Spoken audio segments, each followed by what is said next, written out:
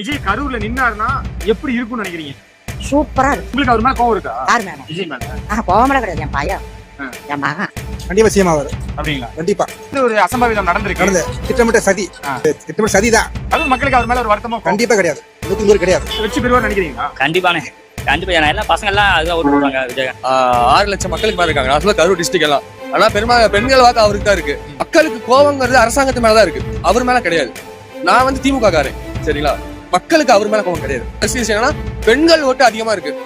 கரூர்னு கிடையாது, தமிழ்நாடு ஃபுல்லா பெண்கள் ஓட்டு அதிகமா இருக்கு. 2026 எம்ஜிஆர் அவர் தான் சொல்லலாம். ஏன்னா கரூர் மக்களுக்கு அவர் மேல ஒரு கோவமோ வருத்தமோ அப்படின்ற இல்லாத மாதிரி தான் தெரியுது. இல்ல கரூர் தான் அவர் தான் ஜெயிப்பாரு. 4 தொகுதி இருக்கு, 4 தொகுதியில் அவரு தான். 41 பேர் செத்தாங்க. விஜய் மேல யாரோ ஒருத்தர் தப்பு சொன்னாங்களா? 41 பேர் செத்தாங்க. அவங்க வீட்டுல யாரோ ஒருத்தர் விஜய் தான், விஜய்னால தான் எங்க பையன் பொண்ணு குழந்தைங்க இருந்தாங்கன்னு சொன்னாங்களா? ஒரு கோவமோ வருத்தமோ விஜய் மேல இல்லையா மக்களுக்கு, கரூர் மக்களுக்கு? இல்ல ப்ரோ, இதுக்கப்புறம் விஜய் மேல நல்ல பேர் தான் உருவாயிருக்கு. ஒரு அசம்பாவிதம் நடந்திருக்கு. ஏன் ஜனங்க போய் வந்ததுக்கு அதுக்கு அவங்க தான் ஆறு என்ன பண்ணுவா? கோவம் என்ன போய் கோவம் வருத்தா பாருங்க. நம்ம ஜனங்க போய் வந்ததுக்கு போய் அவர் மேல கோவப்பட்ட கதையாமா? போலீஸ் பாதுகாப்பு இல்ல, அதை சொல்லலாம். அவர் மேல எந்த வட்டம் கிடையாது. சாக்கடை மூடி இருக்கா இல்ல லேடிஸ் கோட்டை எங்க இருக்கு, அதுக்கு தகுந்த மாதிரி இவங்க ஒரு பாதுகாப்பு கொடுத்துருக்கலாம். மக்களுக்கு ஒரு கோவமோ வருத்தமோ இருக்கும்னு நினைக்கிறீங்களா? அதெல்லாம் ஒண்ணு அது நடக்க கூடாத இடத்துல வச்சுட்டாங்க.